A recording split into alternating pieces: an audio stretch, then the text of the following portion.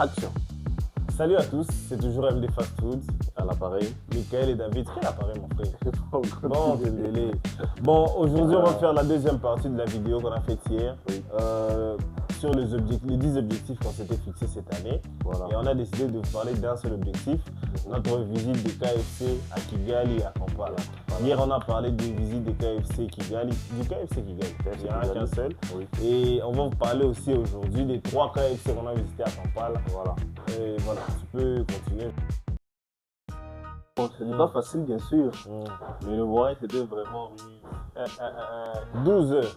12 heures. De base, je ne voulais pas faire le voyage. Il y a quelqu'un à côté de moi qui ne voulait pas faire le voyage. Ah. Donc il avait peur du trajet, dormir dans le bus, subir les biotes. Alors il s'est dit, bon, il faut qu'il puisse réaliser la promesse qu'il a faite et tout. Quelle promesse? De visiter KFC. Ah, ok.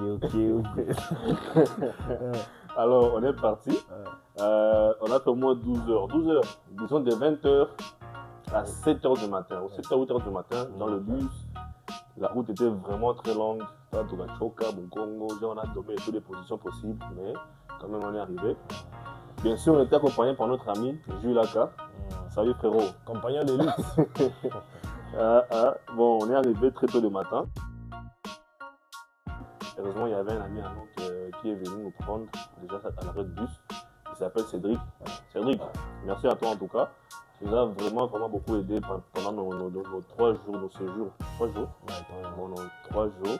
De base, c'était un jour de nos 3 jours de séjour. Il nous a vraiment beaucoup aidé par rapport au transport, par rapport aux visites, par rapport au logement aussi. En tout cas, lui, il a tout fait carrément. Il nous a montré là où on devait rester. Là où on devait, genre, c'était de la restauration, nous montrer que les nains, des KFC. T'as pas la road. C'est une histoire que t'as pas. Je ne me rappelle pas. C'était downtown Kapana Road, si je me rappelle très bien. C'est lui qui nous a mené là-bas, nous a vraiment fait visiter la ville. En tout cas, merci à toi. Partenaire officiel. On va signer bientôt le contrat. Bon, on est arrivé le matin, on s'est un peu reposé jusqu'à 13h, 14h. Puis vers 16h, vers 15h, c'est quand on est parti à KFC, Kampala Road. Alors on est resté là-bas vers 2 ou 3h. Pas fait 10 heures. Bon, on devait rester pour 2 heures. Mais la fameuse rencontre que mon frère avait eue, on a fait au moins 5 heures. Donc de 15h à 19h dans KFC. J'ai aussi vu un ancien ami à moi avec qui on a fait le collège, Eric Malcopo. Bon, je le trouve aussi. Mais lui là, à cause de lui, on a fait au moins 5 heures dans le restaurant d'autrui. Bon, moi je vais me justifier parce que je sens que mon ami essaie de me jeter la pierre. Bon. De base, bon, je ne voulais pas faire le voyage vers Kampala. On arrive à Kampala à 12 heures de voyage, je suis fatigué. On se repose un peu, on se dit on va visiter un KFC, je sais pas à quelle heure. Non. Et puis, comme il l'a dit, j'ai fait une rencontre d'une personne que je pensais ne plus jamais revoir. On est là, on parlait. Et puis le monsieur, après 30 minutes de causerie, il me dit c'est bon, on part, Naël. Ah, comment? Tu fais des années sans voir quelqu'un, après 30 minutes. C'était pas possible, alors on a continué à causer, et tout, le temps est passé sans qu'on le sache. Ce qui est grave, il a même insisté qu'on le reprend devant chez lui. Pas ces détails, faut pas donner ces détails, non, c'est pas bon. Bon, ça va. Bon, après, on est rentré à la maison. On a augmenté notre séjour de 2 jours. de 2 jours. C'était pas de ma faute aussi, tu as apprécié la vie quand même. Non, je sais pas. Bon, bref, je m'accuse encore. Bon, de base, on devait faire un jour, arriver le jour là, faire des visites. Et après cela, faire quelques affaires et rentrer. Mais bon, je pense qu'il y a eu des imprévus. Voilà. La rencontre et l'environnement aussi. On s'est décidé de rester encore pendant 2 jours. C'était vraiment très intéressant. On a visité la ville, c'est très beau, c'est très propre. Et surtout, c'est très grand. C'est grand, mais c'est pas très grand. Bon, même par rapport à ici. Bon, ici, okay. Kigali, ça va. On a visité donc, comment? Le premier KFC, c'était ce jour-là. C'était très beau, très propre, leur service est rapide aussi. Mais là, on a remarqué une chose, les KFC de Kampala ne sont pas pleins par rapport à celui de Kigali. Mais on sait pourquoi. À Kampala, il y a une dizaine de KFC, mais à Kigali, il n'y a qu'un seul KFC. Donc c'est ça la première différence. Plus d'une dizaine. Déjà, c'était le premier KFC. Imaginez un peu, même s'il y a une dizaine de restaurants de KFC, mais quand même, ils vendaient tout le jour. Ils arrivent à plus de 500 ventes. 500 ou 1000. Plus de 1000 ventes, livraison sur place, emportée, en une journée. En tout cas, c'était incroyable. Ils sont prêts. Ils sont prêts. Mais je pense aussi que le fait que ce soit une capitale ou des capitales joue un très grand rôle dans la manière de la réussite de ces restaurants-là. Parce qu'il y a tout le monde qui vient, tout le monde qui maîtrise les concepts. Au contraire, ici chez nous, il y a des gens jusqu'à présent qui ne maîtrisent pas toujours le concept fast food. Comme en Afrique, mon restaurant, il dit il n'y a pas besoin de et il y a aussi des parents qui disent que petit comme un mouti est naïf. Font une bière nationale, Turbo, Serengeti. Voilà. Donc en fait, ici chez nous, le concept fast food n'est pas assez connu.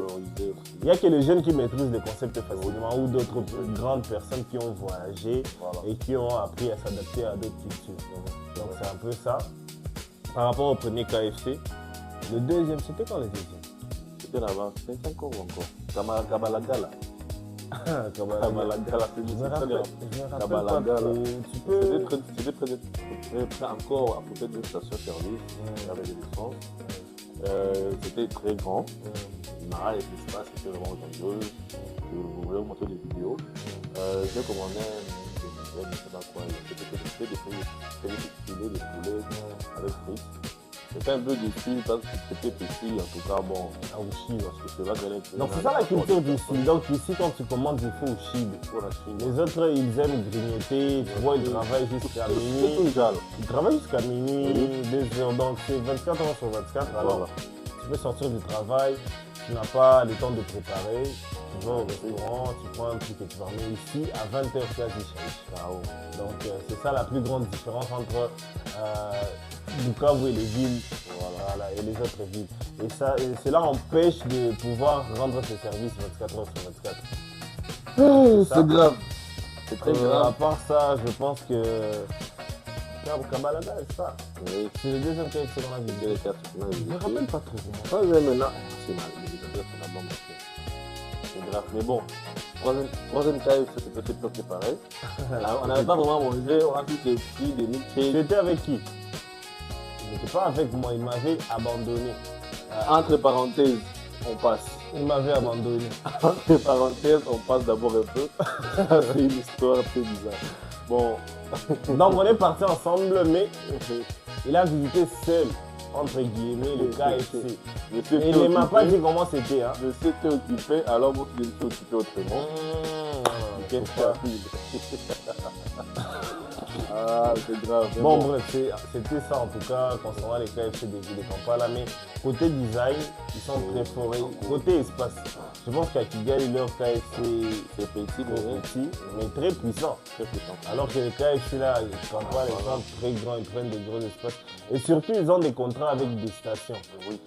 Donc tu vois qu'ils ont une manière de travailler qui est très différente des nôtres ici. Oui. Ici, nos stations-service, c'est seulement tu prends ton carburant, mais là, les stations-service ont plusieurs rôles.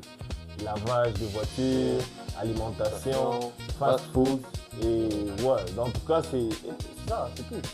Il y a que les trois d'habitude. Garage aussi. Bon, garage, oui, mais c'est rare. Dans notre en tout cas, là, les stations, on maximise vraiment le business dans les stations. Donc ça permet aux clients ou aux gens, lorsqu'ils s'arrêtent dans une station pour prendre du carburant, ils peuvent manger ou acheter des petits trucs. Commander un truc. Comment on appelle encore le truc? Uber Eats. Non, Uber Eats n'a pas Uber Eats. C'est la livraison quand même. L'autre truc que c'était là-bas. Truc là-bas sur la rue. Ah, drive-in. Bon, excusez, on ne sait pas parler anglais, mais quand même. Mais en Kampala, j'ai parlé anglais avec un motard. Il s'est confié à moi. Donc c'était quand même intéressant. Moi, je pense que par rapport à chez nous, là, ils ont encore une culture différente parce que j'ai eu aussi à visiter quelques amis qui étaient là. Et par rapport à la culture, c'est vraiment, tout le monde fréquente KFC. Tout le monde. C'est l'affaire de tout le monde, au fait. Les vieux, les parents, les jeunes, les petites filles. Bon, en tout cas, chaque génération fréquente KFC. C'est culturel. Ils savent que c'est très important de consommer la restauration, ce genre de restauration. Ils se dégagent un peu de la culture. Non, ils mangent ça, mais ils peuvent aussi. Donc voilà, facilement, là, tu peux parler à toutes les générations. Et ils ont la connaissance des fast-foods. Ils maîtrisent les fast-foods, en fait. Mais ici, chez nous, je pense que déjà, si on peut juste parler des jeunes, je pense. À partir de, je pense, 10 ans, 12 ans, à 30 ans. À 30 ans, je peux dire. Hein? Eux, ils maîtrisent les fast-foods. Mais au-delà, ils ne connaissent même pas, ils ne comprennent pas les concepts. Par exemple, tu verras, pourquoi par exemple, nous, on a choisi le fast-food. C'est pourquoi? Parce qu'on veut des clients branchés, des clients jeunes. Pourquoi? Parce que les clients jeunes comprennent le concept et ils sont prêts à le valoriser. Et d'ailleurs, c'est pas la première fois qu'un parent ou deux passe ici dit ah, bien, il y a un jeune. Voilà. Tu vois, il y a un jeune et les chats de jour, à tous les alors, on n'a pas le choix, on a continué seulement selon l'idéologie qu'on avait depuis le début. En tout cas, c'est ce qu'on veut parce que on s'était dit, parce que par rapport au conseil qu'on écoutait, il y a des gens qui me disaient Aos Fungula restaurant, pour c'était à Mopombe, voilà, Mouzi, Bougali et tout ça. Et aussi quoi d'autre donc je sais pas. Donc il voulait qu'on fasse un truc assez généraliste. Voilà. Mais déjà quand il y a un truc généraliste, le problème c'est que personne ne s'y trouve à sa place. Voilà. Pourquoi? Parce que tu verras un vieux par exemple, un parent de 50 ans, être assis avec ses amis. Il est au calme, il est à l'aise, il prend ce qu'il a à prendre. Mais là aussi tu verras des jeunes qui viennent, ils prennent ce qu'ils ont commandé, mais déjà ils ne sont pas à l'aise. Voilà. Ils ne sont pas à l'aise parce que, je sais pas, il y a quelque chose qui ne va pas. Mais déjà quand il y a une étiquette, on se dit que non, ça c'est pour les jeunes, comme ça. À un certain niveau c'est bien. Mais on aimerait arriver à un certain degré où on se dirait que ouais, tout le monde peut. Voilà, ça serait intéressant, mais déjà Bukavu c'est compliqué parce que la culture est vraiment différente. Donc, bon, on va en tout cas essayer de faire notre travail, d'influencer au max et de faire en sorte que la majorité consomme le poulet KFC derrière nous. Et déjà aussi, on a lancé nos pizzas, c'est vraiment très intéressant. En tout cas, venez manger des pizzas. Les gens adorent ça. Il y a même des gens qui ne mangeaient pas ça avant et se disent que non, c'est vraiment différent de ce qu'on a pu goûter bien avant.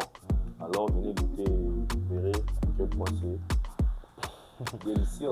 Donc, en fait, quand on a cité les objectifs qu'on voulait atteindre cette année, la visite des grandes enseignes de restauration rapide nous a beaucoup aidé à voir les choses différemment. Vous savez que si on se limitait juste à regarder comment on travaille ici chez nous à Bukavu dans la restauration, ça va pas marcher. On se serait dit que c'est déjà bon. On a déjà atteint le bon niveau. Il suffit juste d'augmenter un espace dans les à Paris. Mais déjà quand on est arrivé là, on a compris que il y a encore des paliers à atteindre. Oui, dans le foin. Si on est dans la boîte de foin, c'est on est à maximum comme ça. Il y a vide. Donc ça nous a permis de comprendre que à Africa face, on est vraiment à un niveau, je sais pas. Bon, 1 à 1000. Bon, 1 à 1000, ok. 1 à 1000, ok. Pourquoi? Parce que déjà, par rapport au public, déjà là facilement, la différence, c'est que les autres, ce sont des grandes villes. Facilement, par exemple à Bukavu, on peut dire que la ville s'étend jusqu'à Kavumu et Katanga. Non, c'est un exemple par rapport en comparaison. Pourquoi? Donc les gens qui viennent sont de là, il y a quoi consommer à quoi. Et là aussi, ça permet aussi d'ouvrir des succursales. Voilà. Parce que Fastibatu ni ma mingi, ma restaurant n'a pas chaque fois d'amis. Mais à Bukavu, je pense que tu vas me suivre sur ces coups-là. Plusieurs où tout le monde se connaît. Ça de nom, ça de visage. Voilà. En tout cas, si on est ciao, on a là, Bukavu n'a pas de famille. Voilà. Donc, par exemple, nos clients tous se connaissent. Voilà, donc c'est ça. Donc, nous sommes tous regroupés dans un seul endroit, comme il dit Banda, Baguire et Kadou, tout facilement. Alors, c'est pas trop évident, comment dire. Bon, là, ça va être En tout cas, c'est nécessaire. En tout cas, c'est ça. Donc, Ici, là, à Kigali ou à Kampala, tu voyais des Libanais, des Indiens, Il y a il y a des Américains, il y a toutes les races au fait qui venaient là manger chez KFC. Mais ici à Bukavu, je pense que les Chipek et tout, les jeunes d'ici et quelques autres. Et aussi les jeunes des Goma aussi qui arrivent ici parfois. Les jeunes des Goma et des Kinshasa, non, c'est rare, il n'y a pas de. C'est rare. Avec la situation actuelle, c'est vraiment rare. Donc en tout cas, c'est autour, juste autour. Mais alors qu'ailleurs, dans d'autres fast-foods, par contre, on est des publics qui sont internationaux. Déjà, quelqu'un arrive à Kigali, sait que je vais aller manger chez KFC. Déjà, il arrive à Kampala, c'est KFC. Donc, peu importe dans les quartiers, tu se dit que tu peux trouver un endroit où manger. Ouais. Mais en tout cas, ici, les restaurants, ils sont presque regroupés au même endroit. Donc, c'est Bukavu les familles. En tout cas, c'est ça. Donc, on a vraiment beaucoup apprécié ce voyage-là. Moi, personnellement, j'ai apprécié le dynamisme des habitants de Kampala, des Ougandais. Voilà, ils sont vraiment travailleurs. Jusqu'à l'aube. Ah, on va cascader. Mais là-bas, en tout cas, c'est quelque chose. Tout le monde travaille, tout le monde est dans des trucs. Ils sont dans tout, en fait. Tout. La production, Tout carrément. il y a l'emballage, printing, je pense. Impression, restauration, banque, marché, ma vente des habits. Et la bière. Et la bière aussi. En tout cas, Kampala, c'est quelque chose. Et c'est pas trop cher, je pense. C'est pas trop cher. Par rapport à ailleurs, en tout cas, leur prix. Même si leur monnaie aussi, c'est un peu. Bon, pas, bon, par rapport au dollar, c'est très bas par rapport au dollar. Mais quand même, quoi, dollar, Robos, c'est quelque chose. $50 au Robos. C'est ça. 100 balles au Robos. Bon, en tout cas, c'est ça. Notre voyage à Kampala était très intéressant. On a appris tellement de choses. Et surtout, je pense que côté livraison, à Kampala et à Kigali, ils ont tous des motos. Donc, on croit que c'est une idée. On va payer une moto, c'est une idée incroyable. D'ailleurs, moi, ça sera ma moto. J'aurais d'abord une moto personnelle avant. Mais après, l'entreprise, il faut voir comment. Non, il faut reposer l'entreprise de Chocosa pour le pays. Donc, on va d'abord acheter une moto pour l'entreprise et puis après, il achètera sa moto. Donc, c'est ça. Donc, je pense qu'il y a une moto ici, mais je pense que ça va faciliter la tâche de vendre. Oui, pour les livreurs. Parce que la difficulté qu'on a dans les livraisons, c'est que parfois, ou souvent, ils prennent des transports en commun. Embouteillage ou des petites déviations, on a un ITH chez eux. Mais déjà, si on a nos propres engins pour transporter la nourriture, je pense que ça peut être encore plus facile. Et comment dire, quoi d'autre? Je pense que ça va déjà. On a tout dit. T'es sûr? Parce que bon, comment dire, la technique, on a parlé ça dans la première vidéo, style vestimentaire, service, paiement et tout, c'est presque la même chose. C'est vrai qu'ils ont un système de standardisation. Voilà, la standardisation, on a oublié de parler de ça. Voilà. Donc en fait, KFC Kigali, Kampala, c'est la même chose carrément. États-Unis, c'est la partout, même chose. Même goût, même service, même quantité. Donc en fait, la différence, c'est qu'ils adaptent souvent leur préparation à la culture. Ils sont très forts. Par exemple, s'ils sont dans un pays où la culture, tu vois, un exemple. Ils sont très forts. Bon, en tout cas, ils s'adaptent à la culture. Donc, ils adaptent leurs petits trucs aux habitudes culturelles du pays. Par exemple, si à Bukavu, je ne sais pas, bon, je ne sais pas comment donner un exemple, mais en tout cas, ils s'adaptent à la culture. Mais partout, c'est la même chose. Les emballages sont les mêmes, les slogans sont les mêmes, la manière de faire la publicité, les designs. Et aussi, ils ont des normes. Des normes déjà pour préparer. Ils se disent que, par exemple, leur Bible. Comme bientôt aussi, je cherche pas ça depuis notre propre Bible. MD aussi aura sa Bible de la cuisine, livraison, service interne. Et puis on va, marketing, et puis on va tout combiner, chaque méthode. Donc cela permettra à MD de fonctionner à la lettre. Donc on aura une manière de fonctionner qui, lorsqu'on ouvrira des succursales, on aura déjà une idéologie et que David soit là ou pas, que Michael soit là ou pas, MD Fast Food va continuer et que tout sera dans la norme. Le rêve, c'est d'être aussi un multinational. Ouais. C'est ça l'objectif. En tout cas, ça va aller parce que l'objectif. C'est secret. Non, c'est pas un secret, c'est pas un secret. c'est une ambition. Donc on Bon, s'empêche ça pas. va. Déjà, je pense que le premier endroit où on prévoit d'aller, c'est à Goma. À Goma, il y a déjà une base de marché qui nous appelle là. Déjà, sur Snapchat, je pense que la majorité des gens qui nous contactent là, ils sont des Goma. Après Goma, bon, on ne sait pas. Mais en tout cas, on va avancer doucement. Mais en tout cas, ça va se faire. Goma dans 2 ou 3 ans, ou une année, je ne sais pas. On peut y aller. On peut y aller et voir ce que ça va donner. Mais en tout cas, je suis sûr que là, ça va donner. Oui. Et d'ailleurs, ce matin même, il y a une personne de Kinshasa qui a commandé. C'est Kinshasa. Oui, on a perdu Wow. beaucoup d'argent. Donc, il y avait Wow. un super plat, celui de $32. Il en a commandé 5. Mais dommage, il était à limité.